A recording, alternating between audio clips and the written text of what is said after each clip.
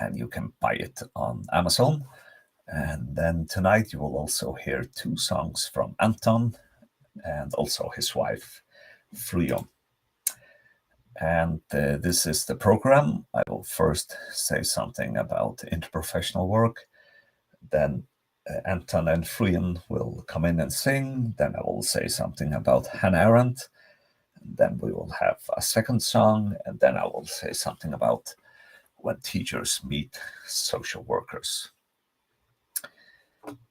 So interprofessional work, very often when people research or they make knowledge about interprofessional work, they will look at the professions. So who is collaborating? Okay, it is the teachers and the social workers, and then they will analyze the collaboration through the professions. But I wanted to kind of make it broader, so I wanted also to look at which gender were those who collaborated, what was their work age, and then I also wanted to extend it to human conditions, so kind of all of the professionals are the same, and also those citizens that try to help, they are also the same.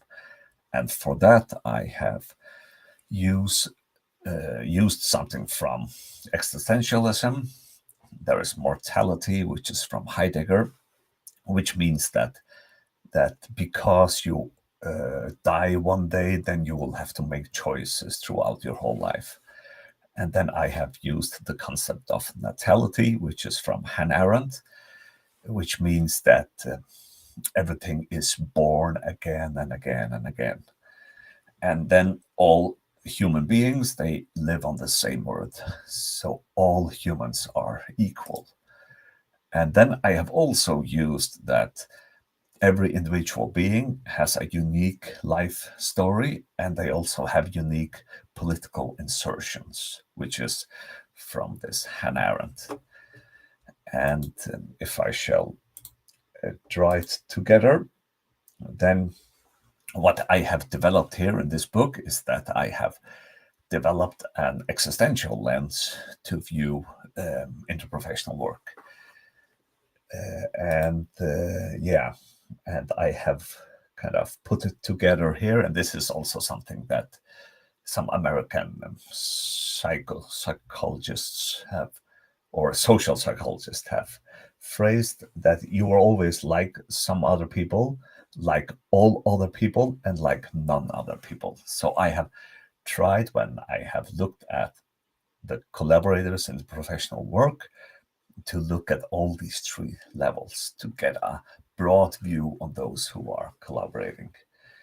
And this existential lens means that I have used Søren Kierkegaard, I have used Heidegger, and in particular, I have used Hannah Arendt. And I have not only looked at the professionals through an existential lens, I have also looked at the existential elements and the issues of the people concerned. And interprofessional work is very often used for tensed situations. And my observation is that the existential elements are often neglected. So we often have people who have a severe sickness or diagnosis. And I often think that interprofessional work moves so much in methods and what we can do that they often forget that there are existential elements for this citizen. And my advice is that we as professionals, we need to look into and learn to accept difficulties. We need to look into and learn to be in crisis. And also that we have to look into and learn that crises are possibilities to make synthesis in life's contradictions. So this is for us professionals, that we need to learn to deal with difficult things in our lives, but also that we need to learn those people who we help, that these are difficult situations that you are being placed in, and how do you handle these situations in a more existential manner. Yes, and then if you already have some questions, this is quite early, but if you have some, you can write a question now.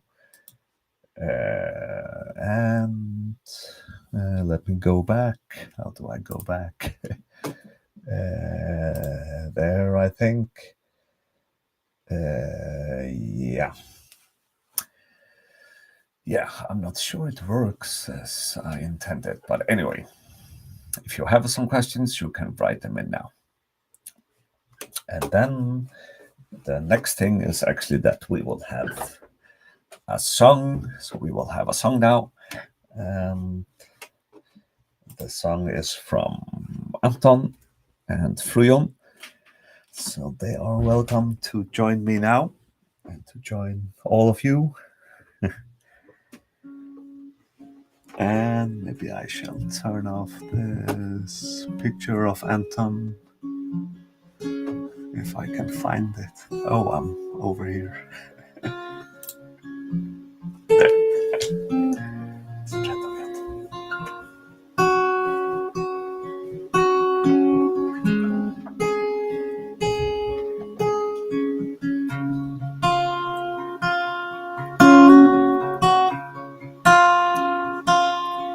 I see trees of green, red roses too. I see them bloom for me and you, and I think to myself, what a wonderful world.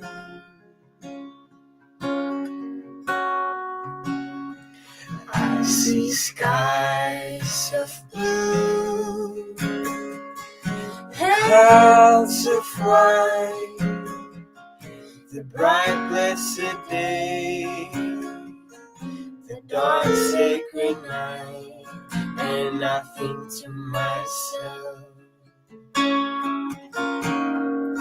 what a wonderful world.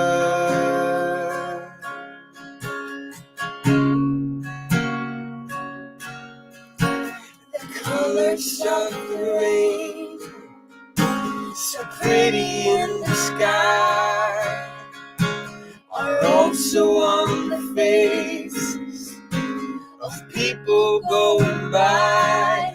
And I see friends shaking hands, saying, how do you do?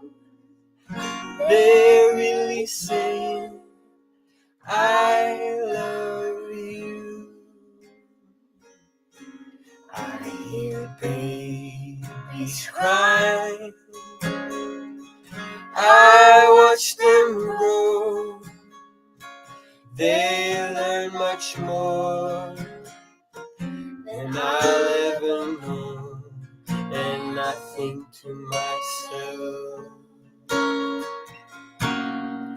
what a wonderful world.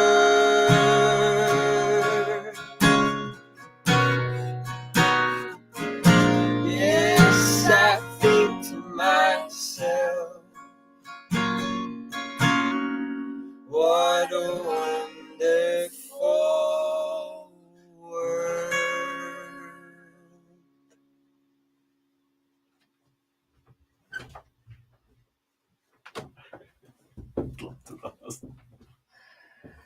Thank you very much. And so we heard the song What a Wonderful World. And actually, what I will continue with is saying something about Hannah Arendt. And she used very often this phrase for the love of the world. And so you have tuned into my book launch, my online book launch, and there should be people from Leeds, Chicago, Faroe Islands, Copenhagen. Welcome, everybody. So my book is called Teachers Meet Social Workers. You can buy it on Amazon. And you just heard Anton Liljedahl and his wife. And now I will say something about Hannah Arendt. And this is also a picture from my home country, the Faroe Islands. Yeah, so Hannah Arendt, she was Jewish and she grew up during Second World War. And she had to flee from Berlin to Paris, and then she had to flee to New York.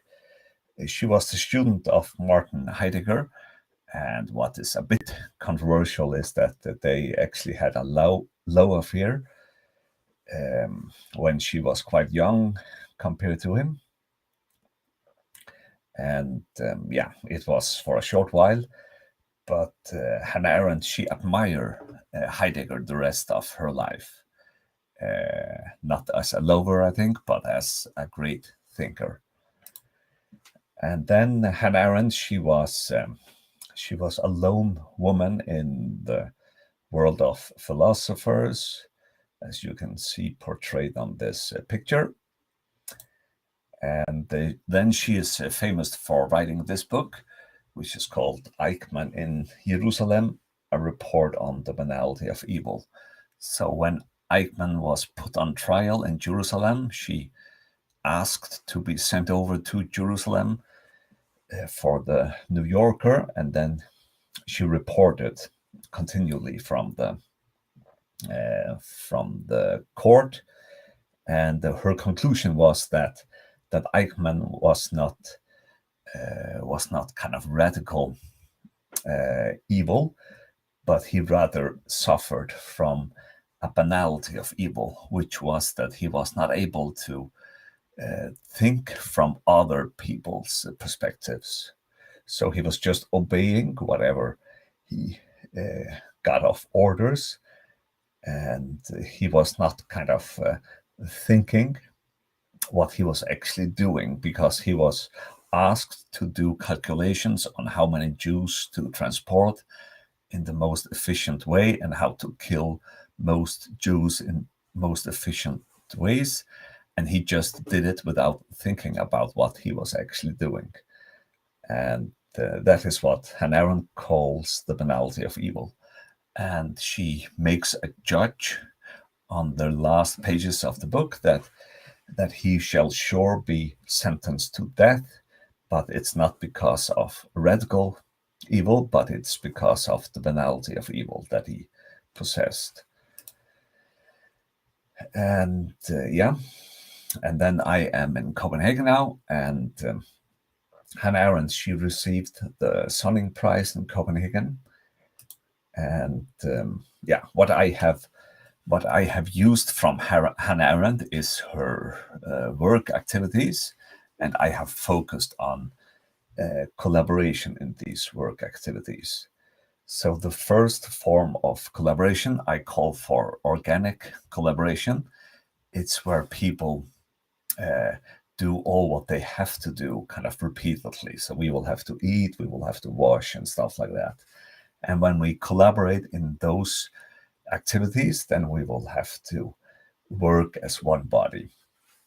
And then there is the next form of collaboration that I call project collaboration. It's where people all have their specialities, but then together they can do something which is greater than one person can do himself or herself.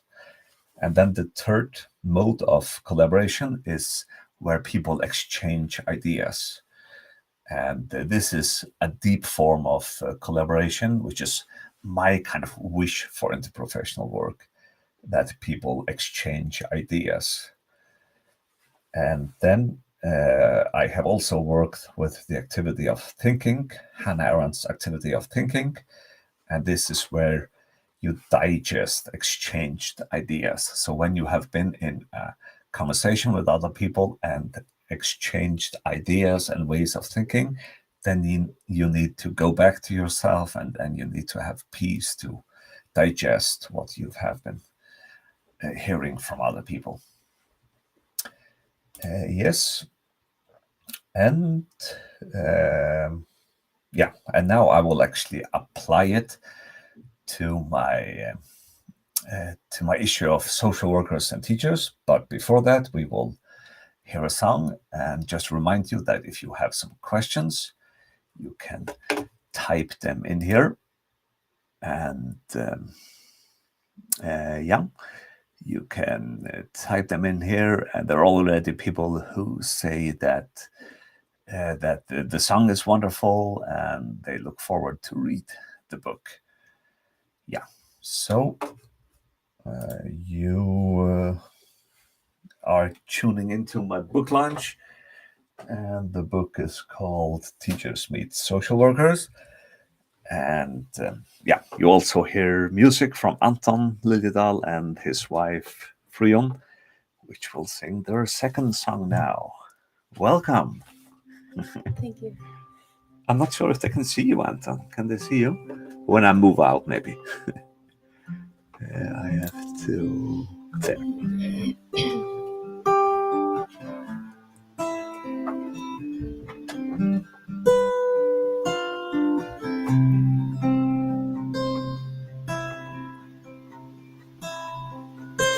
Opast og i Herren hever gjørst, han stort og tegna prøysa, hans minsta skapar versker størst, og kan hans meie visa.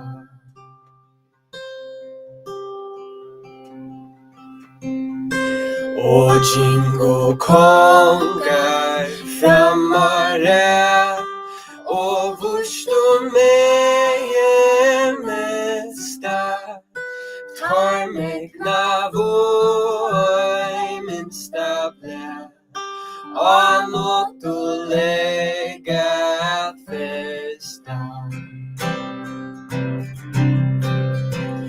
Minst og kraftig understår, og skau og døl og næla, her skulle fram vi skal fra, om teg vi sier at dela. Jeg kan sagt hva jeg var sjå, at liv og skau og mia, kan fotla løyk og hei og lå, meg glise og sia. Jeg kan sagt hva jeg ser, og blommorna og morgen, og fotla sånger samlet sted, som tusen hers på stormtur. Jeg kan sagt hva vi mot sin, og i havsens djup og grunnar, så lite beskar kia inn, og ser som meg hver munnar.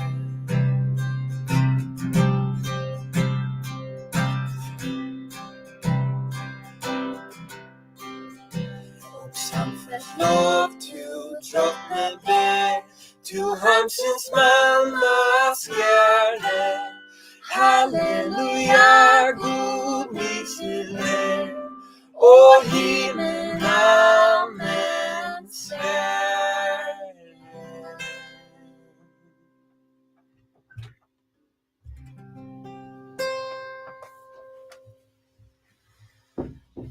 Thank you very much. And you should definitely check Anton Liljedahl out on Spotify. So I will just put his name up here again. So Anton has published, at least one album and several singles. So you should actually check him out. Yeah, so I'm going into the third section of my book launch, and this is my book, Teachers Meet Social Workers, and you can find it on Amazon.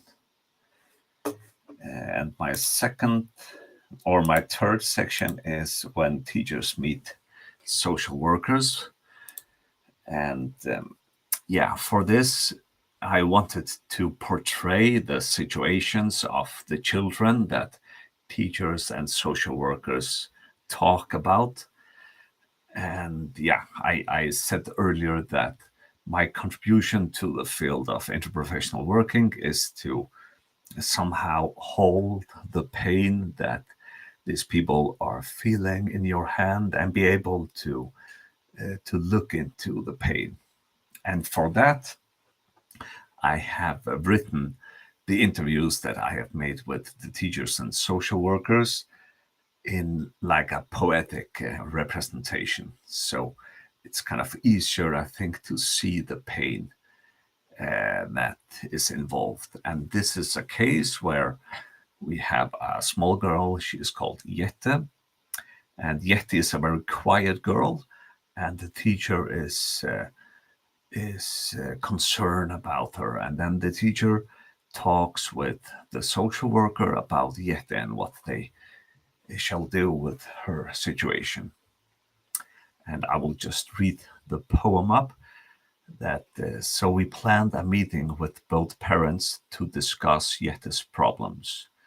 But it's not fun as a parent to be told that there's something the matter with Jette. Maybe they know it very well, but maybe they can't easily do anything about it. But I still think you have to say the tough things, but it can be hard. What if they get really upset? Shall we then comfort them? And then this is the social worker. She says that this will be a tough meeting. There will be lots of stuff involved. First, it's the possible drinking problem, which was the problem of the mother of Jette. I heard they weren't sure. This is the teachers. The teachers weren't sure whether they should believe the mother had stopped drinking. But another thing may be that the mother can see they're not sure if they believe her. And may be something really messy in the parents' divorce. It wouldn't be the first time. It's just so important that the meeting goes well. If they make it a good meeting, they have two parents who really, really want to cooperate. Well, yes, if they are normal, reasonable parents, but you can never tell. So they must think about what they want from the talk. Is it realistic that the fed up girl will change in 4 weeks to a joyful girl? Or is it enough that she joins in to this or that extent because she's a bit too often sad, not really happy, not really enterprising? It's okay to have a personality that's shy or withdrawn, but you shouldn't be sad like that when you're only 6. Yeah, so this was a case where there was a teacher who had her concerns about this 6-year-old girl, and then she exchanged ideas with the social workers about the situation. And what I can conclude is that the teacher, she widened her perspective, she widened her way of thinking because she had talked to us social workers about her concern for Jette. And yeah, so what I do in this book is that I take cases and then I say, okay, has this the flavor of a project collaboration, or has this a flavor of that it's a collaboration form where they exchange ideas? And I have many cases from Denmark in this book, and then I also have a contrast to England.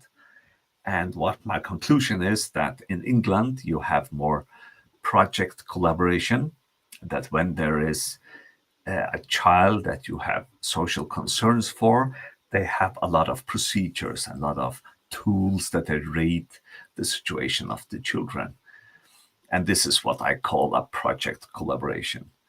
Whereas in Denmark, it was more that the social worker and the teachers, that they had time to ponder about the situation of Jette and then to exchange their professional perspectives.